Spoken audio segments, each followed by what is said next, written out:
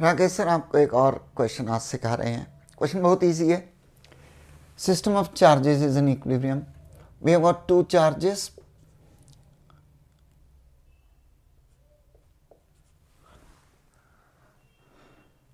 separated by distance a.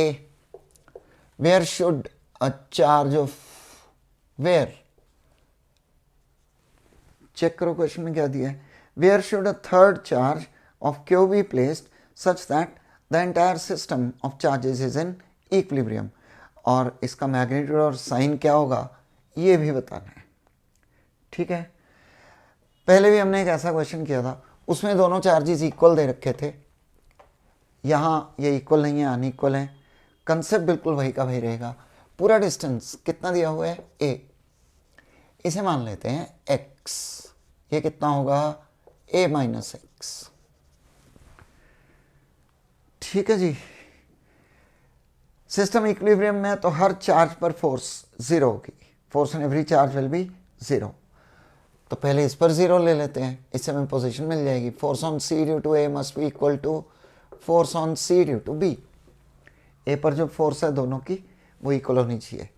तो k c पर charge a पर charge by x square k q e by a minus x whole square. k q और e cancel हो गए। 4 by x square equal to 1 by a minus x whole square.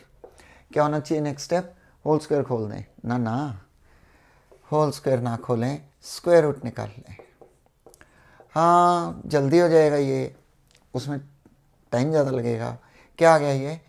x equal to 2a minus x, 2a minus 2x। ठीक है, square root निकाल लिया 2 by x और ये 1 by a minus x. Cross multiply किया, x equal to 2a minus 2x, 3x equal to 2a, x equal to 2a by 3, x equal to 2a by 3। ठीक है जी। यानी ये अगर a है, ये b, ये कोई पॉइंट था c, यहाँ चार्ज कितना है 4e, यहाँ भी कितना है 4e, यहाँ रखा हमने q, ये डिस्टेंस कितना है a,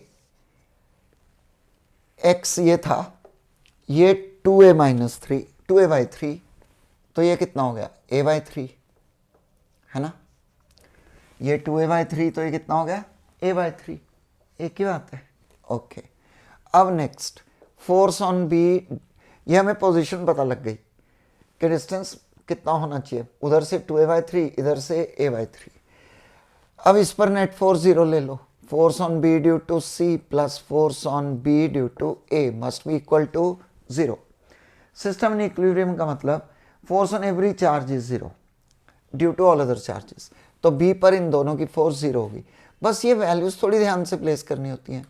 b और c के चार्जेस लेने हैं। b पर कितना है e, c पर कितना है 4e by a square plus b, b और c, b पर कितना चार्ज है e और c पर कितना है q और ये कितना है a बाय 3। ठीक है, b और a के charges k e 4e by a square and that's equal to 0। 9k e q by a square k e 4e by a square minus sign, a स्क्वायर cancel हो गया, k e और q बच गया। तो क्या आ गया 9q equal to minus 4e। तो q equal to minus 4e by 9। कितना मैग्नीट्यूड होगा, साइन भी पता लग गया हमें। ये अगर पॉजिटिव है तो ये नेगेटिव होगा और ये नेगेटिव है तो ये पॉजिटिव होगा और 4 बाय 9e होगा। ठीक है जी। पहले हमने क्या फाइंड किया है? Position. Force on every charge is zero due to all other charges. तो पहले इस पर फोर्स जीरो ले ली, दोनों फोर्सेज इक्वल होंगी और उससे हमने पोजीशन फाइंड कर ली। ये डिस्टेंस आ गया 2a बाई 3, पूरा a है तो ये कितना आ गया a बाई 3। अब उसको दोबारा से प्रेजेंट किया, पूरा डिस्टेंस a, ये कितना a बाई 3। अब हम फाइंड कर रहे हैं ये क्यू कितना होना चाहिए, इसका मैग्नीट्यूड कितना होना चाहिए, साइन क्या होना चाहिए।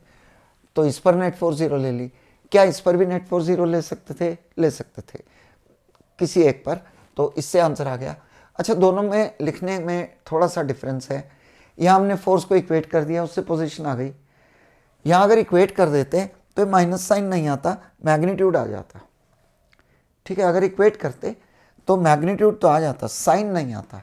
ऐसे लिखने से साइन भी पता लग गया हमें, इसलिए that's why we have written it that way only. ठीक है जी, क्लियर है। Thanks for joining in, God bless you all.